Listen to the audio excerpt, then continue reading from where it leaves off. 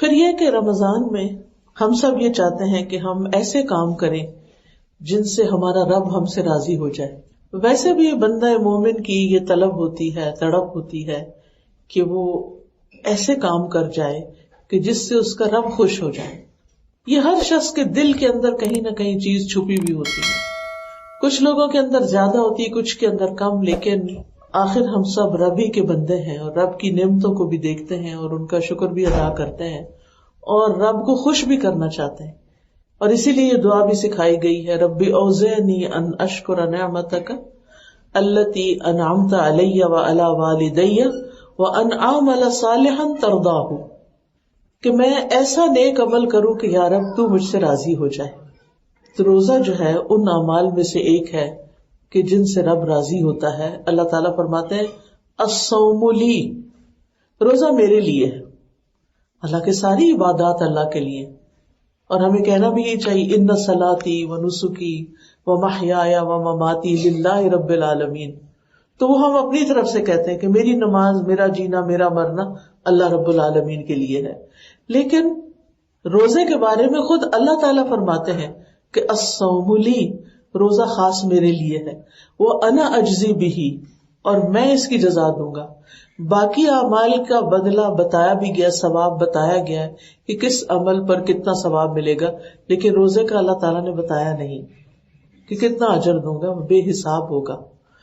کیونکہ روزے میں انسان کا صبر آزمایا جاتا ہے. روزے کا تعلق صبر سے ہے. روزہ انسان کے اندر برداشت کی قوت پیدا کرتا ہے، جو کہ کاموں میں سے مشکل ترین کام ہے. یعنی صبر کرنا آسان نہیں ہے. اور جب انسان صبر کرتا ہے تو اللہ تعالیٰ کا وعدہ ہے انما یوفی الصابرون اجرہم بغیر حساب، کہ صبر کرنے والوں کو ان کا اجر بے حساب دیا جائے گا. یعنی جس کی وہ توقع بھی نہیں رکھتے ہوں گے اور جس کے بارے میں وہ امیجن بھی نہیں کر سکتے اور جس کو وہ گن بھی نہیں سکتے، جس کو وہ تول نہیں سکتے. یعنی اتنا زیادہ، ان کی توقعات سے بھی کہیں زیادہ. تو روزہ جو ہے ایسی بہترین عبادت ہے. اس کے لیے عربی میں لفظ الصیام استعمال ہوتا ہے، اور شریعت میں طلوع فجر سے غروب شمس تک روزہ توڑنے والی چیزوں کو چھوڑ کر اللہ کی اطاعت بجا لانے کا نام روزہ ہے. اب دیکھیے کہ ہم سب چاہتے ہیں اللہ کو راضی کرنا، لیکن اللہ تعالیٰ کس چیز سے راضی ہوتا ہے؟ اللہ تعالیٰ راضی ہوتا ہے ان کاموں سے جو ہم اس کی مرضی کے مطابق کرتے ہیں، یعنی اس کی اطاعت کے کام، اس کی فرما برداری کے کام جن کا اس نے ہمیں حکم دیا ہے. اور اس کے ساتھ ساتھ اللہ تعالیٰ راضی ہوتا ہے ان چیزوں سے بچنے سے جن سے اللہ تعالیٰ نے ہمیں منع کیا ہے. یعنی اللہ تعالیٰ کی جو اطاعت ہے، فرما برداری ہے، وہ مکمل نہیں ہوتی اس وقت تک جب تک ہم کرنے والے کام کریں نا اور چھوڑنے والے کام چھوڑیں نا. اب دیکھیے کہ بعض لوگ ہوتے ہیں وہ نماز پڑھ لیتے ہیں، حج بھی کر لیتے ہیں، صدقہ، خیرات، زکوٰۃ، مہمان نوازی، قرآن کی تعلیم، قرآن کی تلاوت، سب کچھ، لیکن اس کے ساتھ ساتھ ان کی ویکنس کیا ہوتی ہے؟ غیبت نہیں چھوڑ سکتے، کہیں نہ کہیں جھوٹ بول جاتے ہیں، دھوکہ دے جاتے ہیں.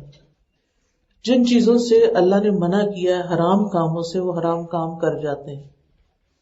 بندوں کے حقوق میں بعض اوقات ڈنڈی مار جاتے ہیں، کسی پہ ظلم ڈھا جاتے ہیں، کسی کا مال غصب کر لیتے ہیں، کسی کے ساتھ ناجائز زیادتی کر جاتے ہیں. اب ایک طرف وہ اتنے نیک عمل کر رہے ہیں اور دوسری طرف حرام کام بھی نہیں چھوڑتے، تو یہاں پھر معاملہ مشکل ہے. کیونکہ قیامت کے دن کیا ہوگا؟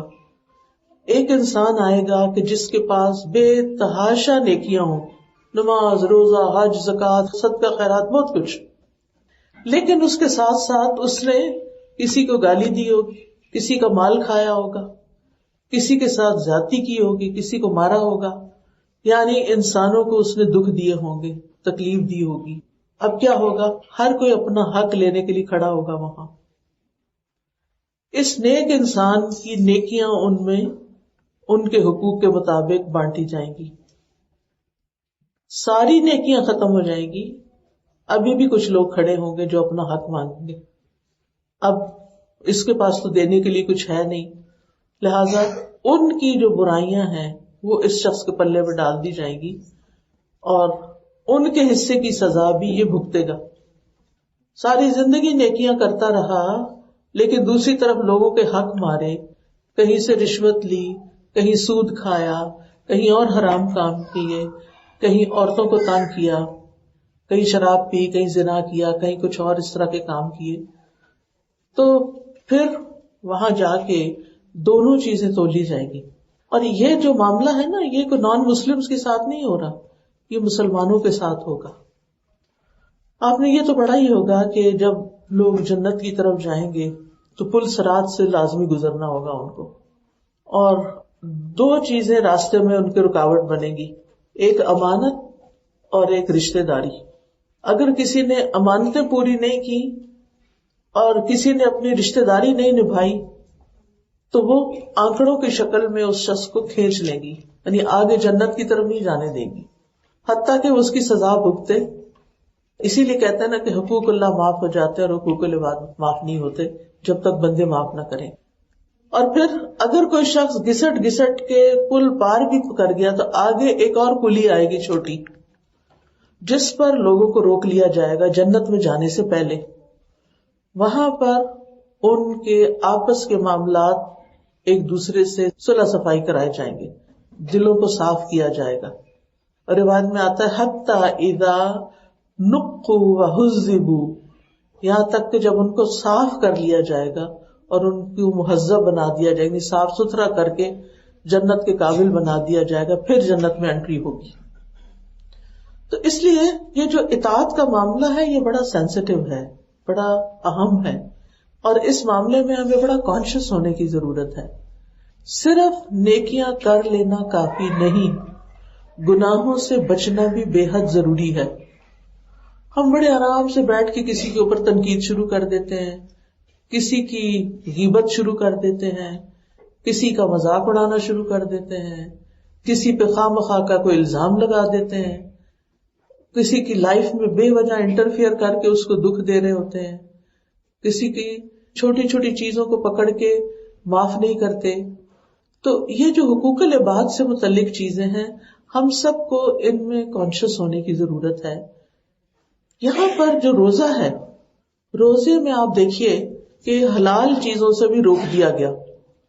کھانا پینا حلال ہے ہمارے لیے جو مسلمان کھاتے ہیں، لیکن روزے کی حالت میں نہیں، سٹاپ، رک جاؤ، کچھ نہیں کھا سکتے ایک محدود وقت کے لیے. یعنی مثال کے طور پر اگر 10 گھنٹے کا روزہ ہے یا 11 گھنٹے کا روزہ ہے تو ان 10-11 گھنٹوں میں چاہے تمہیں کتنی بھوک لگی ہو، پیاس لگی ہو، تم کچھ نہیں کھاتے، رک جاتے. یہ اس بات کی ٹریننگ ہے کہ اگر اللہ کے حکم سے تم حلال سے رکے ہو تو پھر اللہ ہی کے حکم سے حرام سے بھی رک جاؤ، حرام کام بھی نہ کرو. جن چیزوں سے اللہ نے روکا ہے ان پر پابندی لگا دو کہ میں نے آج کے بعد نہیں کرنا، اور جو پیچھے ہو چکا ہے اس پہ توبہ کر لو، بندوں سے بھی معافی مانگ لو. یعنی اس دنیا میں ہمیں انا کا مسئلہ نہیں بنانا چاہیے. اگر ہمارا ضمیر ہمیں کہتا ہے کہ ہم نے کسی کے ساتھ زیادتی کی ہے تو سوری کرنے میں دیر نہیں لگانی چاہیے. کوئی بات نہیں، زیادہ وہ کیا کہے گا کہ اچھا اب آ گیا ہے سوری کرنے، ڈانٹ ہی دے گا یا منع کر دے گا کہ میں نے نہیں معاف کرنا. کئی لوگ نہیں کرتے، لیکن دونوں طرف کے لیے بڑا ضروری ہے، معاف کرنے والے کو معافی دینی چاہیے. اللہ تعالیٰ فرماتے ہیں قرآن مجید میں الا تحبون ان یغفر اللہ لکم، کیا تم نہیں پسند کرتے کہ اللہ تمہیں معاف کر دے؟ تو اس لیے ولیعفوا ولیصفحوا، چاہیے کہ دوسروں کے قصور معاف کر دیں. تو روزے میں اللہ سبحانہ وتعالیٰ نے جو آیت ہمیں دی ہے کہ یا ایھا الذین آمنوا کتب علیکم الصیام، اے لوگوں جو ایمان لائے ہو تم پہ روزہ رکھنا یعنی مخصوص چیزوں سے رک جانا فرض کیا ہے. کما کتب علی الذین من قبلکم، جیسے تم سے پہلے لوگوں پر فرض کیا گیا تھا. یعنی یہ روزے صرف تمہارے لیے فرض نہیں ہوئے بلکہ تمام امتوں میں جو تم سے پہلے گزری ان میں بھی فرض تھے. ان کا طریقہ کار میں کچھ نہ کچھ فرق ہو سکتا ہے لیکن روزے کا کانسیپٹ ہر جگہ موجود رہا ہے. مقصد کیا ہے اس کا؟ یعنی یہ صرف اس لیے نہیں تمہیں روزے رکھنے کو کہا گیا کہ تم بھوکے پیاسے رہو، بلکہ لعلکم تتقون، تاکہ تم بچ جاؤ. تتقون، تمہارے اندر تقوی پیدا ہو جائے. تتقون کا لفظ چاہیے تقوی سے ہے، اور تقوی کا لفظ وقایا سے ہے. وقایا کا مطلب ہوتا ہے کسی چیز سے پرہیز کرنا، بچنا. کس چیز سے بچنا؟ یعنی روزہ تمہارے اندر وہ طاقت پیدا کرتا ہے کہ جس کے ذریعے تم گناہوں سے بچ سکتے ہو.